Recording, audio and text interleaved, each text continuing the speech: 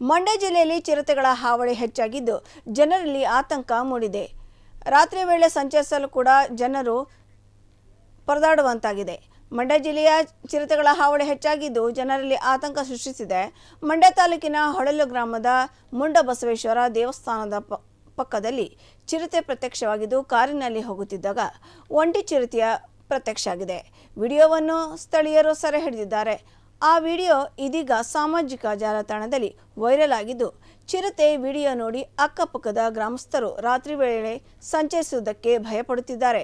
ಸಂಬಂಧಪಟ್ಟ ಅರಣ್ಯಾಧಿಕಾರಿಗಳು ಚಿರತೆಯನ್ನು ಸೆರೆ ಹಿಡಿಯಬೇಕೆಂದು ಗ್ರಾಮಸ್ಥರು ಆಗ್ರಹಿಸಿದ್ದಾರೆ.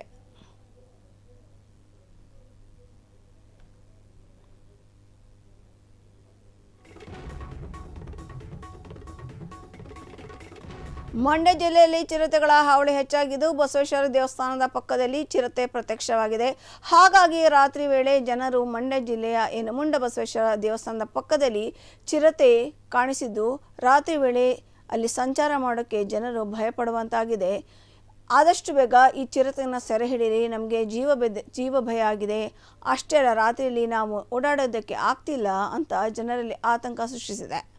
ಮಂಡ್ಯ ಜಿಲ್ಲೆಯಲ್ಲಿ ಚಿರತೆಗಳ ಹಾವಳಿ ಹೆಚ್ಚಾಗಿದ್ದು ಬಸವೇಶ್ವರ ದೇವಸ್ಥಾನದ ಪಕ್ಕದಲ್ಲಿ ಚಿರತೆ ಪ್ರತ್ಯಕ್ಷವಾಗಿದೆ.